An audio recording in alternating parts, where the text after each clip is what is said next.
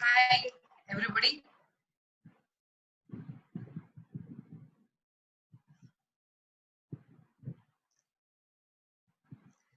So this is recording. Okay. Right. So let this be interactive.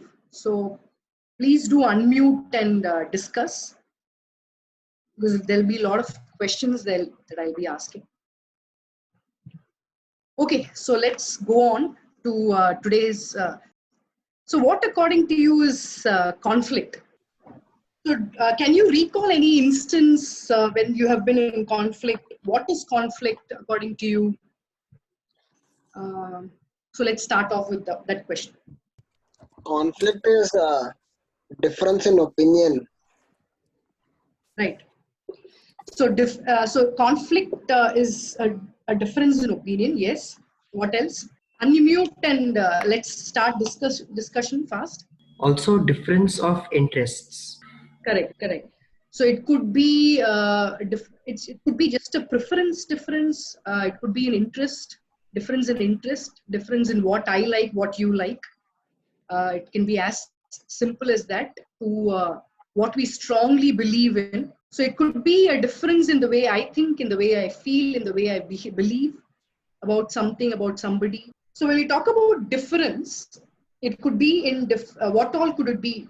Difference in values, which is very basic, belief systems, which worldviews are mental models, which doesn't happen over time. No, it gets built on from what we see from outside, so our own agentic behavior of thinking about something and forming opinions for ourselves.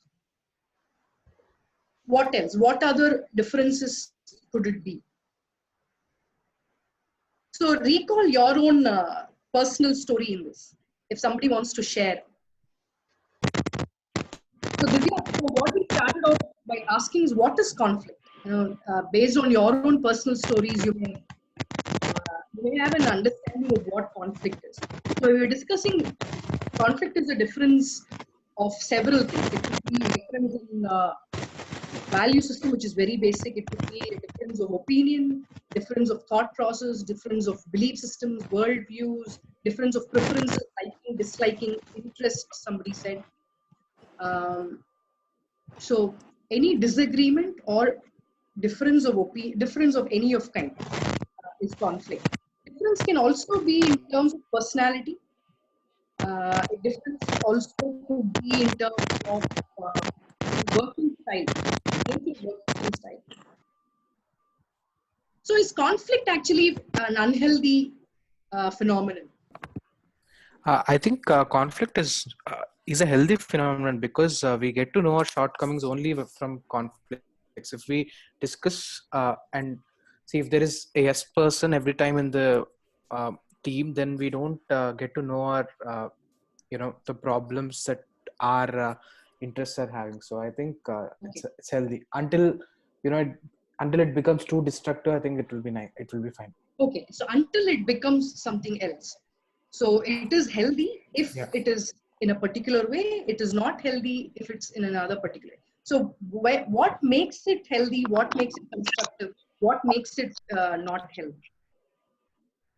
So in your workplace, many of you, almost all of you, have worked in team.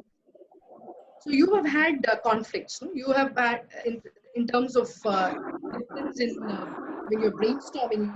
You have so many ideas coming up. You do have differences. So what are some positive outcomes of conflict? I think conflicts shape the ideas, and if there are this conflict, then if the two individuals believe in empathetic listening, then the conflict can have a positive outcome. But if they don't want to do that, if they are not into empathetic listening, then conflict will mostly be destructive only. That's true. There are several research studies that have shown that there are several positive outcomes or consequences of having multiple perspectives. And heterogeneity is the norm, right? When you go into any website, any organization's website, What are some terms related to this that you can see in their homepage? Gender Diversity, representation of women. Diversity. Exactly.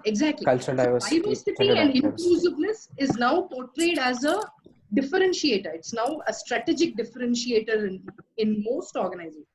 They take pride in saying their workforce is diverse, the workforce is heterogeneous. So number one, we will have a diverse workforce. We will not have a team, as in the last panel discussion, Gopal mentioned that we don't have we can't select our own team. So we will have a team which is extremely heterogeneous with regard to culture, which brings in gender, multi-generational.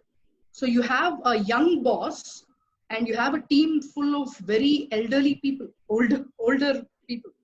So you have multi-generational workforce, you have gender-wise difference, you have culture. In our own institute, you have urban and rural.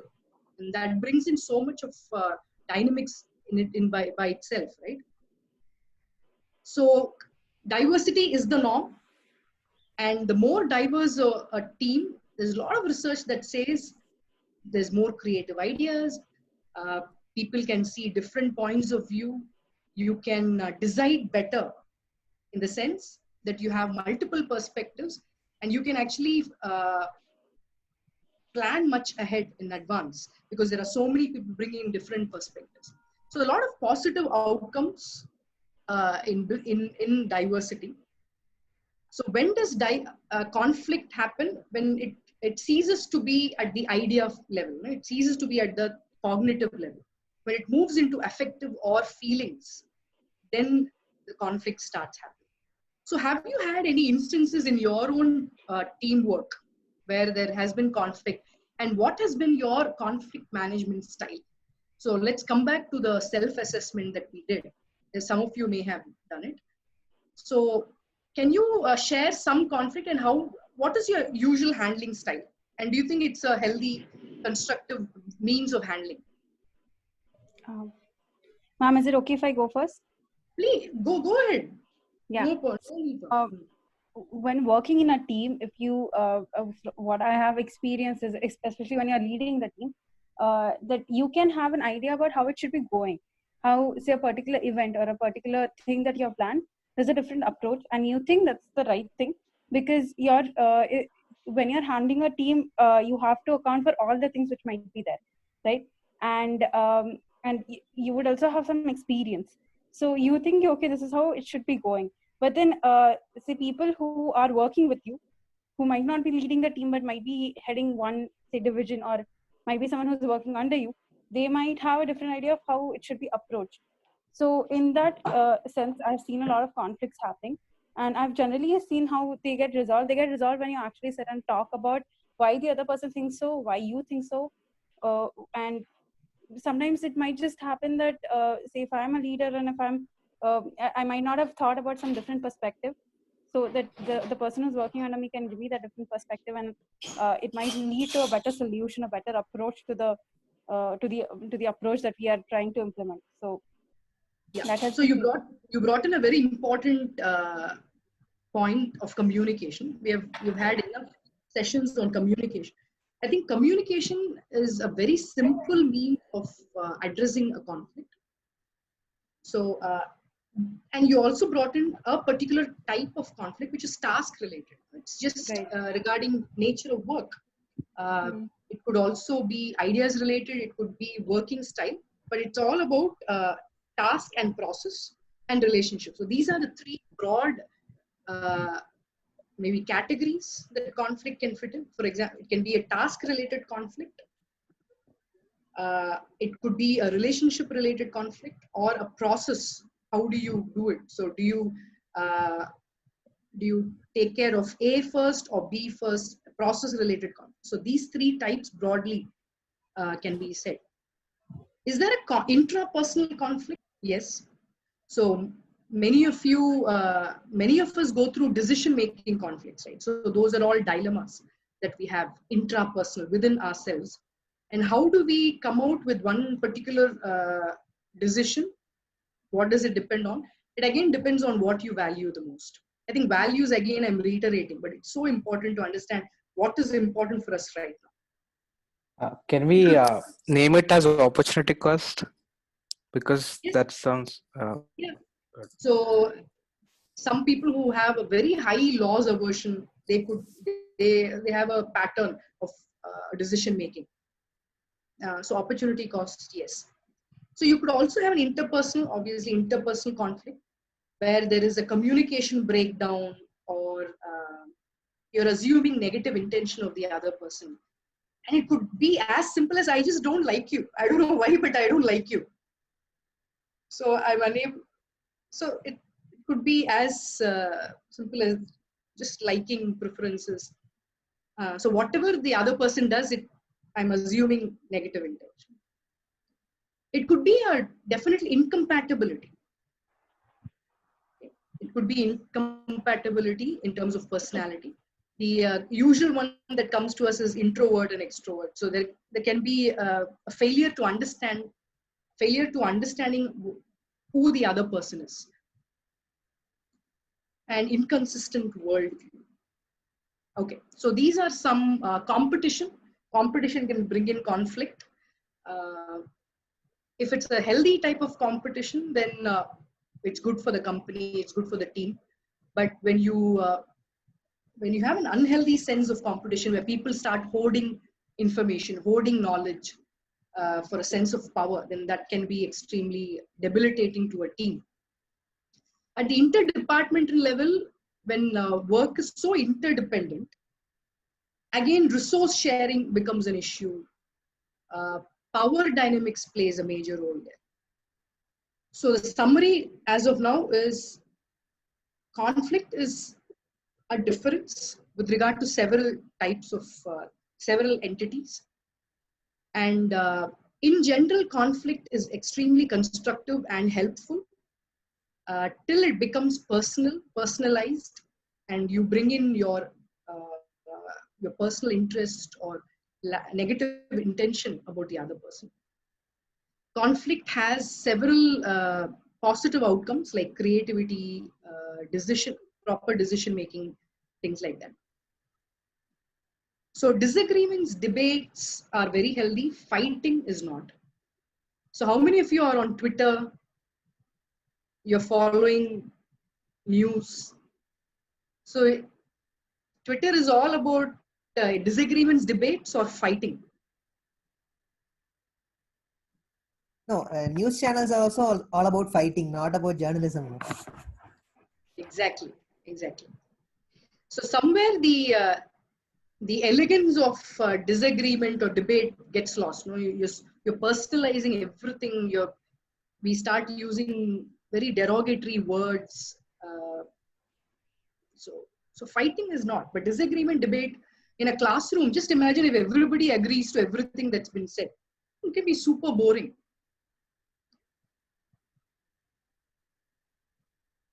I mean, nowadays news channels are more about angry rants rather than discussing Yes. the content of what they're discussing. So Yeah. Yeah. Okay. So let's come. So we spoke about diversity, and that's the norm. And when there is diversity, there's bound to be some disagreements, and that's how we are bringing in conflict here. So any sharing of personal stories, and how do you handle conflict? Which of the 5 conflict management styles is most effective? I was listening and understanding someone, like the perspective of the person, like what he or she is saying. I feel that works. Like if you're willing to understand, because Right. a lot of time it happens that you are like, I have thought about this idea, so the thing should be going according to this, not according to them. So there is something. Sometimes it's like then it's very difficult to manage. So one should be like the ears should be open in order to listen to the other person Definitely. also.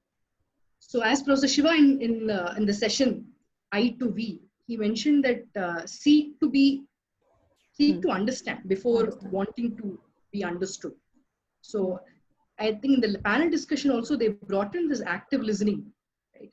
So have you been practicing empathetic listening or active listening in your home, at your home. Hmm. On active listening, like what the other person is saying. If I'm on a call with someone, then I'm listening whether the person is saying right or wrong, or where I feel that the person should think twice before the person takes any step forward. So sort Right. of that. Okay. So I'm practicing on active listening. Super. So what style is most effective? It's like what the person says, I just quietly listen to that before speaking. So I think sir discussed about 2-3 styles. I don't remember the styles, but as of now, what I'm doing is that I'm listening to what the person is saying. And then, because I feel that if I say something in between, then I might lose something like the person is saying, which is important. And that's not effective again, because I'm breaking the conversation in between. True. So those of you who have, sir, you want to add on? Yeah, see, listening has several types. One is just passive listening. In passive listening, you just listen to the person and that's it. And then there is this active listening where you're trying to get an understanding of what the other person is saying.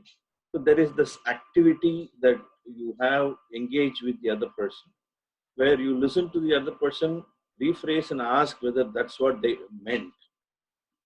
But there is the third one, which is empathic listening, where you get into the shoes of the other person's emotions and look at that as something that when you encounter what you do.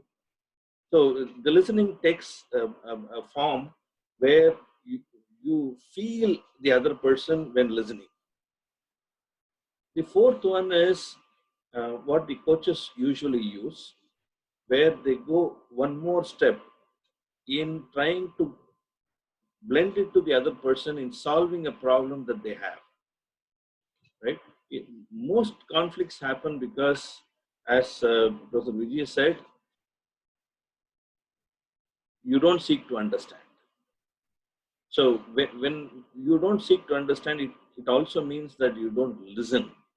Listening need not be just the sound. It can also be the body language. It can also be something that the person is writing, or it could be hearsay. All these pertain to seeking to understand.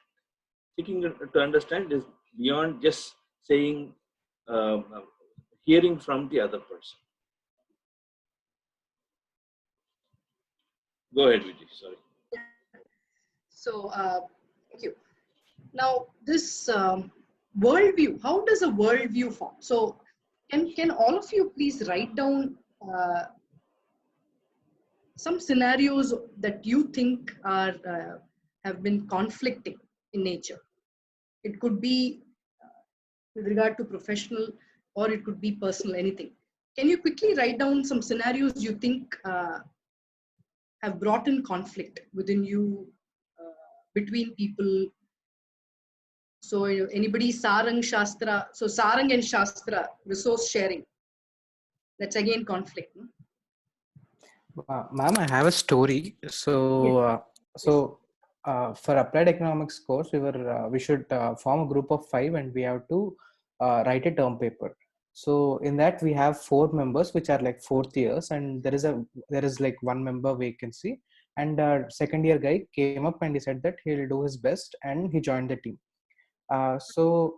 We plan to do it like very big, like not just term paper. We want to publish it in some journal. So 4 of us started working, and this second year guy didn't show up at the meetings and didn't say that. I mean, until the last, he was like, I've almost prepared everything. It's just that I have to copy and paste it in whatever you're doing. So we trusted him, and then finally he's like, I didn't do anything. So I got angry. I didn't speak to him. I asked the other person to go and speak to him. It's like he said that he is just this is just his first attempt, and he just want to learn and see how this thing is done. But he didn't show any interest in doing that. So So we gave him to do only one exercise. I mean, only one chapter, but he did only one paragraph in that, and that too, it is everything copied from internet. So in this check, what do we say that? It is like copying pirate. Oh, I don't know what the Plagiarism. name. Yeah. Yeah, plagiarism. In the plagiarism check, that was the only paragraph that made us. I mean, that reduced our marks. So from then on, we didn't talk to him. Were you So able to do that questionnaire that I sent you now? no, ma'am. I'll do it just after this I class. gave it to you, so no problem. You can do it later. Yeah. Okay, so you. So where you did we go wrong in assessing our? So yeah, these very strong words we should avoid. There is a effective means of addressing something, and a not so effective means of addressing. Okay. Can others pitch in? Could this be handled more effectively? I think we did speak about this in the panel discussion, right? About how do you ensure everybody contributes what they are supposed to? Yeah, but so he said that he want to learn, but that was so we have only like 1 month for the submission, and I mean it's like totally in pressure because everybody is preparing for placements as well. So we have very less time. We didn't. I mean, he asked us to tell some give some guidance, but we weren't able to give So guidance. did you assign specific role Yes, to him yes, in this? yes, ma'am. Yes, So that was communicated clearly to him. yes, ma'am. He said Okay. he's working on it, but he didn't work on it. Okay. Now, instead of assuming negative intention and generalizing, saying this person did not contribute, so I think a reframing from a blaming mindset to a contributing, because there are two parties, both could contribute to a particular conflict. So instead of using the word blame game, we could reframe. So the reframing is one technique that I use very extensively. Okay. So what are the assumptions in both the cases? What has been that as the assumption from that boy's case? I mean, we didn't really talk to him after that, ma'am. He also, whenever he saw us, he just didn't speak anything. He just used to just go away. Okay, so this was maybe one-off incident, right? So maybe you wouldn't work with him at all, but this kind of avoidance as a style of handling conflict may not work when you have a team where there is constant, regular, interdependent work. Yeah, exactly. You need to address. Yes, ma'am. So for my question that which conflict management style is most effective, let's come back to that. Okay. What are your thoughts, the group? Unmute. Can I? Yeah, no permission, just go ahead. So when we faced a similar type of situation in one of some course related projects. So what we did is after 2-3 weeks we understood that few people are not doing sufficient work. So among us who used to do like good amount of work, we discussed that we'll meet more often, and while meeting everybody will come anyway. So we used to meet very often, like twice a week or in that ratio. So whenever everyone used to meet, so at least that 1 hour or 2 hours, everybody used to work. So in that way, we made sure that if someone is not doing work when he's not, like when he's away, at least he'll do the work when he's with us, because he just can't waste time because everybody is there. So we tried this, and we used to get at least some amount of work from people who are like not doing any work. Like, I don't know if this is really a great technique, but in this way we try to reduce the amount which like people are wasting. So okay, one of makes my sense. experience. Makes sense, huh? Anything else? Like I just told, like maybe meeting more often, but that's I think that may So what happens sometimes is there is a misunderstanding in terms of timelines. So some people work at the last moment. Some people work gradually. Every week they get their work done. Yes, ma'am. So in between midterm feedback or midterm connecting or syncing up can also be one method of not being shocked by lack of progress. Okay.